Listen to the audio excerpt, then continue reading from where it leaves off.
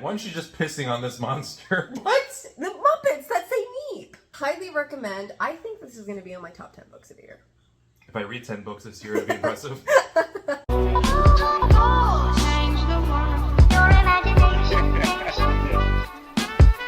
It could change the world. Hello, welcome back to Coffee Over Apples. My name is Steph. I have a special guest here today. Hello. This is my fiance. Hi. Hi. I don't bring guests onto my channel very often, but we have a very unique situation that happened yesterday that we need to talk about. That incident. That incident being that we both read Incidents in the House by Josh Malerman in less than 24 hours. Oh, yeah. I was like, what was it? I read in like 8 hours? 4. Really? You were in the bedroom for 4 hours, okay? I read this. This is probably the fastest book that I've ever read, close to 400 pages. I read this in less than like 16 hours, right? Read it before bed, went to bed, woke up, immediately finished it. Like, I finished it before lunchtime, passed it to him. He locked himself in the bedroom for 4 hours. And then here we are. So I think that's like a record. It's kind of interesting. I thought that the fastest for me was like horror story at certain points. Yeah. And that's like, I have 2 modes for reading books. I'm either, it takes me months to finish it, then I'm just dragging my feet, or I finish it in like a day or 2. Yeah, that's fair. That's pretty. And yeah, it's pretty it's a good thing. I'm gonna stick this here, but I'll probably just like end up putting a thumbnail right there anyway. So we're gonna eat breakfast, and we need to talk about it. Yeah. I was gonna say, is there like trigger warnings that should be put on this book, I guess? There's nothing like that bad, but like, there were like personal trauma kind of things. Loss of family members, broken home, Divorce. you know, if any of those things are triggering for you. It's a fast read, honestly.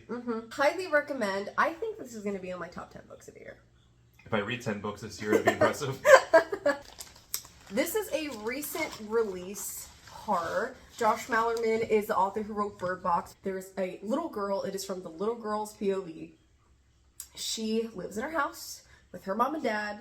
I think she was like somewhere around like 5 or 6, right? Either way, I would think like the youngest she is probably 5, and the oldest she is probably like what, 7? 7 or 8. I think even 8 might be a little too old given like the state of things, but I don't know.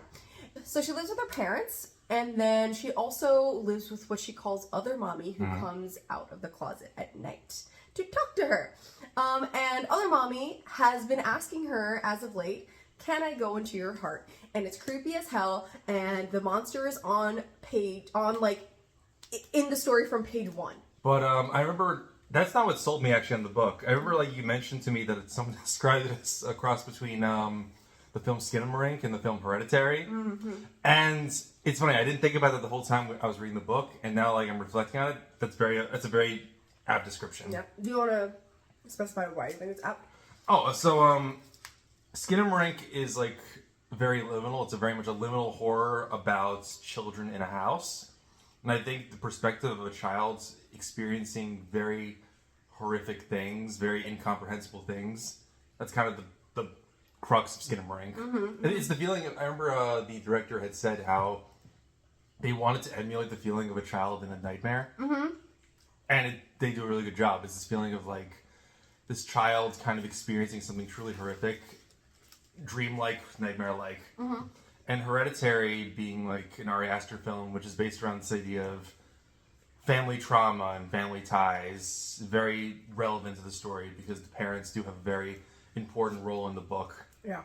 Which we're also, I think it should be noted that we're also very big Ari Aster fans. Oh, absolutely. No. Yeah. It's just chef's kiss. This is probably one of the creepiest books that I've read in a long time. Like, I think I read enough horror to say that it takes a lot in a horror book to really give me goosebumps, you know? Or make me, like, think about, do I want to turn the light off right now? Like, that kind of stuff. It doesn't happen very often, and chances are that if a book can do that, it's probably going to be on my favorites list, right? And so this did that, where a lot of other horrors are just like more fun to me. This actually significantly creeped me out. So extra points for that. What I found was that I don't know how they do it, and this is it, I don't read enough of those kinds of horror books to know necessarily, but the book does jump scare you. It does, like, it's very tense a lot of time, but kind of like there's a certain point in the story where, I don't think this is spoilers, but we can redirect it if it is, there's this point where you kind of, there are the moments when the main character Bella, the little girl, is talking about other mommy, and she's talking about like in the past times where like she was kind of comfortable with her, she'd show up in her room and talk to her. And then there's kind of like in the presence where you're not sure when other mommy's going to show up, and you can feel the tension of Bella's character and how she's kind of anticipating when she's going to show up, like creaking of the floorboards or like tapping at the closet door. But the thing is, the tension's on the whole time. There's like very rarely a moment in the book where you feel like there's no tension whatsoever. You get this moment where all of a sudden, like, boom, she's there. And like, it does feel like a jump scare, even though it's a book. It gets you somehow. Like, I didn't think so. And I remember like, Step Right first. And when I remember at some point I'm reading the book and was like, shit! And she's like, where are you? I'm I'm at such and such place. She's like, yep, got me too. It's funny because, like, I read it first, and I was sitting next to him on the couch when I was reading it, and I remember being like, I have goosebumps right now. And you can't explain it, right? Because you're going to pass the book along. And so when I passed the book to him, and I just hear him over the course of 4 hours, probably like 3 different times, where like once an hour, I just hear from across the house, fuck! Yep, I know where you are. It's okay. It got me too.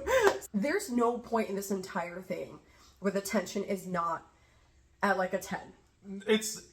There's like There's like brief moments, I think, where it's like an 8, if only to get you, you know, like if only to like give you, like you think that like it's just a natural ebb and flow, but it's like, oh, there's an 8 for a second, psych, and it gets you with another jump scare. I can see where it tried to do that, but for me, I was like, we can't chill right now. What are we doing? Like, no, there's a point I'll mention later, I guess, for spoilers, but like, there was a certain point where I'm like, is this supposed to be a moment of peace? Because I know it's coming. I know it's coming, but like, even then, the story forces you to kind of like settle in a little bit. It's like, okay, relax. I'm like, how am I supposed to relax? I was gonna say, like, I think the comparison is like about jump scares in books is like, I know there's like great video essays about Junji Ito's work and how like the jump scare happens on the next page, but like in this one, there's not even that. There's no barrier between the points. You just have this moment where like, I had to at a certain point. I think I was like going so quickly through the pages at a certain point. I was so like invested.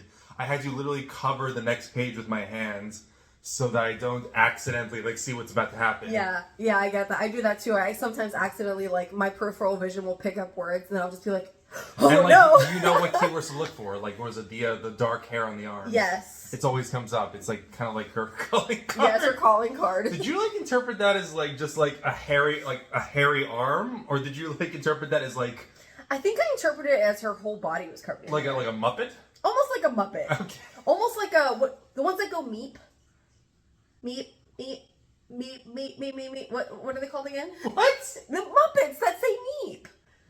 They're aliens. Oh my god, I love them so much and I can't remember their name. They just go. I was saying, I know meep, what you're talking and they about. have the big mouth. Yeah. I'm gonna insert a picture here. Somebody know what I'm talking about. In my head, that's what Other Mommy was, just really tall, okay? But something that you should probably know going into this is that there's no quotations with the dialogue. This entire thing is written, again, from a little girl's POV. We are seeing things happen in the background that she doesn't really understand. Like, we're getting bits and pieces of what she's picking up on because it's interspersed with what she's thinking or what she's observing, or like she's hearing adults argue about something but she's not fully grasping it, so her mind's going somewhere else. But we get it. Like, it insinuates what's happening from both sides of like that barrier between the adults and the child, and you see it clearly, and it's terrifying. I think that it's very digestible. The conversations are very brief. There's like 40 chapters because chapters basically just mean scene change. When they go to a new scene, it's a new chapter. Yeah. So like it's very quick, very digestible, which made one quick brief criticism I have. It's not a criticism, but like at the end, there's those like 3 like chapters that are just really long trains of thoughts. Yes. And that threw me through a little. Exactly. You know, because like the book kind of conditions you to be used to this very quick and digestible conversations and events. Even the complaint about the quotation thing, like where they say like who's talking when, you very quickly realize the formatting is like A, B, A, B, A. You figure out very quickly how to tell who's talking based on the beginning of the conversation and who's talking at the end. Because it's never like 3 people talking. It's 2 people talking to each other. Right. So despite how much we enjoy the book, it's not like House of Leaves, where like there's like a million things to talk about. I think it's a good thing. I think it's straightforward. a good story doesn't need to be something you can like delve on or make a long TV tropes article. Even though I did look for a TV tropes article afterwards and was disappointed to find nothing. Well, the hope is that we both agree. I think that this could easily turn into a movie or like a mini series. So good. I kind of forgot after reading the book that the guy made Bird Box as well, and I'm like, wait, he has a production company. This could be a thing. Ooh, I'm so excited. Honestly, yeah. I hope somebody picks it up. It's totally worth it. Or like a miniseries. It feels like something that like a 4-episode Apple TV miniseries. Yeah.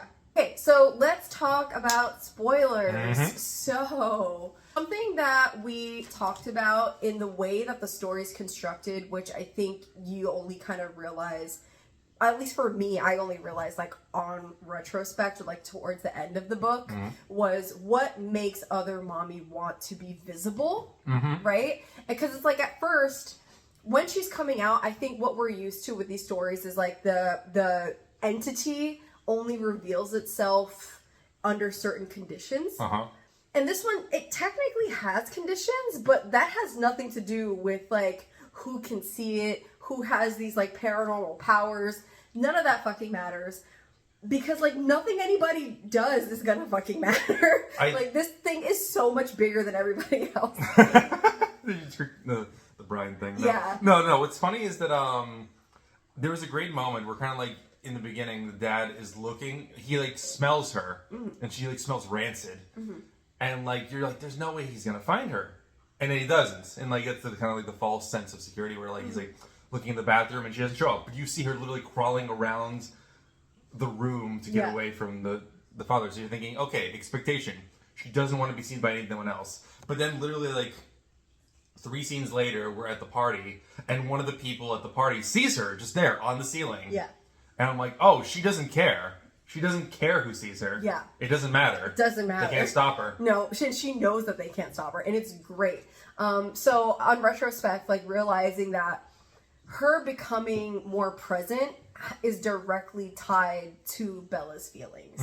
Directly tied to how Bella is feeling in that scene. Because specifically in that party scene where she makes her first like public appearance is because Bella was feeling very vulnerable. And I think even though as a child she doesn't really have like the capacity to process what she was feeling, she knows that something is wrong in her home, and that's enough. It's the thing is whenever she feels isolated, she feels the fragility of her connection with her family is kind of this like sensor that other mommy has. Whenever she feels like she's getting more and more separate from her parents or her grandmother, it's an opening for other mommy to come in.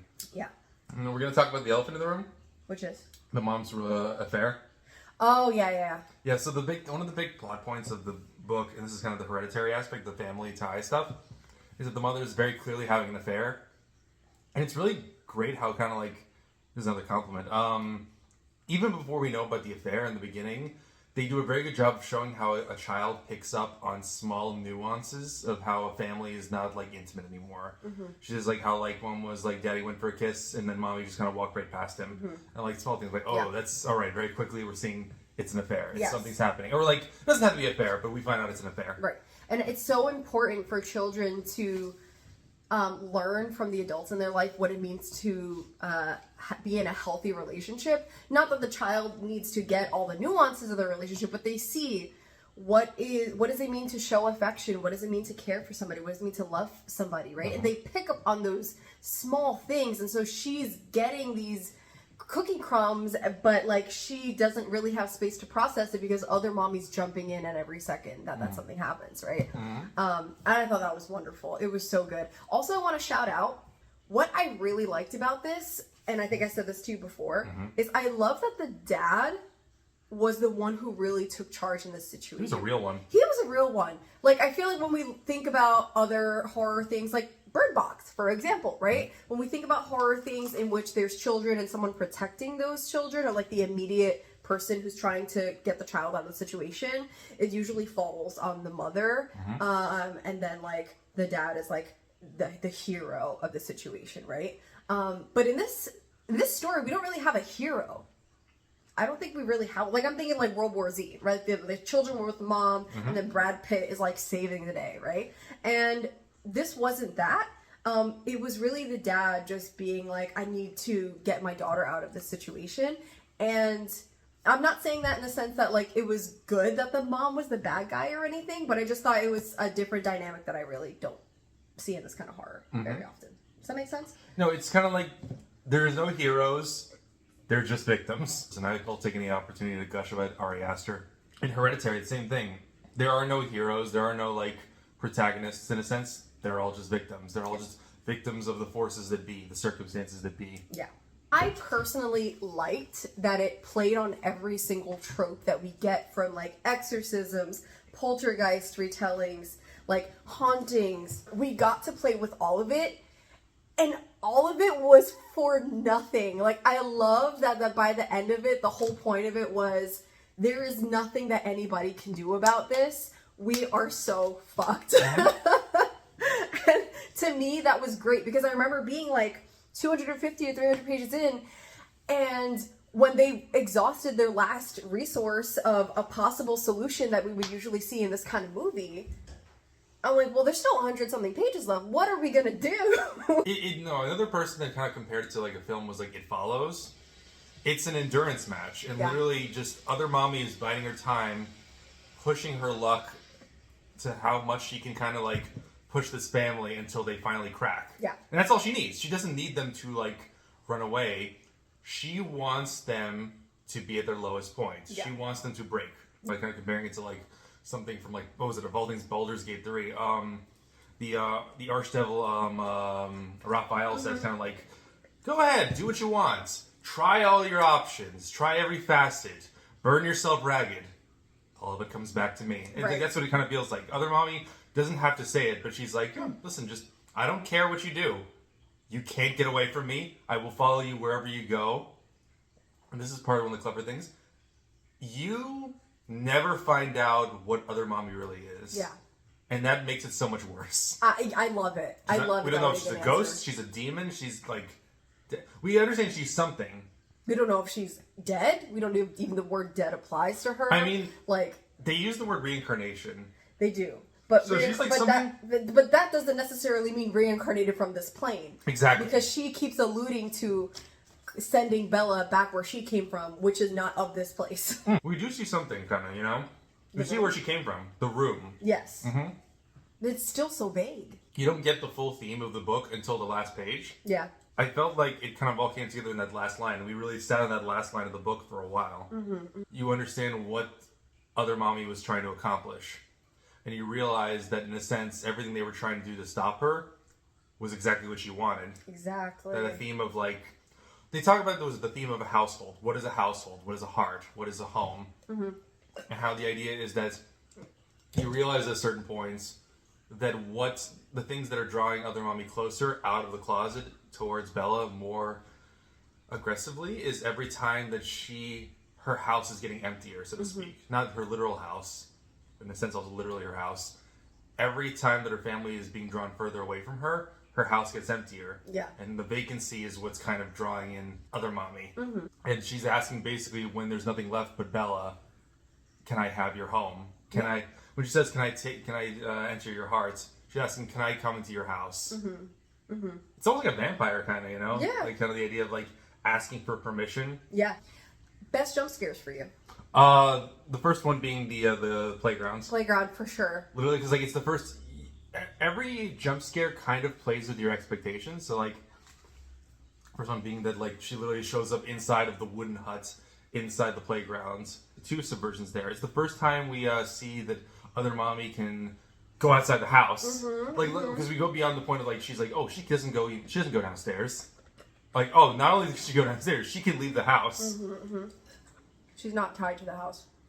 And we also play on the fact that she can imitate people. We see it very briefly that she copies Deb's voice and pretends to be Deb, and also her appearance. What was it, the mom at the edge of the bed? Oh my god, so I think this was one of the moments where like you were talking to me from the other room and you were like, the mom sucks, and I'm like, yeah, she sucks, and then 2 minutes later, oh fuck, that wasn't the mom. It was a lot. I was like, fuck! That was so great. I love that scene so much. Because it just keeps going. I think the thing is that the jump scare doesn't stop at the jump scare. You realize, oh, that's not mom, that's other mommy. And like, okay, I guess the jump scare is over. The mom's gonna show up, she's gonna be like, lights off, lights on, like in Hereditary, like nothing's there. And then she's still there, and it's like, oh fuck, she can see her! And not only can she see her, other mommy's like, basically, I described it as that scene from The Fresh Prince with, like, when Will like looks at the screen like, gotcha! She's literally just like, hey. Oh my god. Do you know what? That scene actually freaked me out about it. And you know what freaked me out most about that scene, aside from like realizing that she's pretending to be the mother?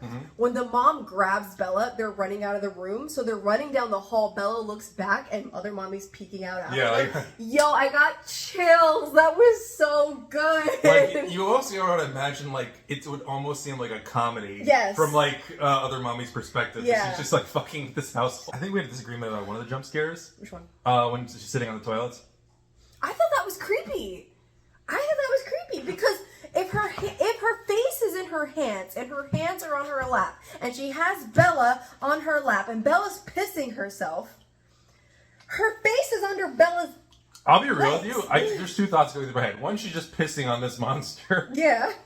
Second of all, it's just this, like, it feels like a Looney Tunes moment where, like, when, like, Bugs goes into, like, a fucking, like, little dungeon, there's that big red guy, and you're just, like, just feeling the fuzz. Like, yeah. It feels like a bit. It feels like a joke. I saw the ending coming from a mile away, but for me, it wasn't about, like, how it was going to end. I knew my heart was going to be broken. It was just about, like, how are we going to get there? And my one complaint, and this is a taste thing, I think, based on what we've talked about, is that at the climax, they have a last-ditch effort as to what they think is going to make the monster let go of this little girl.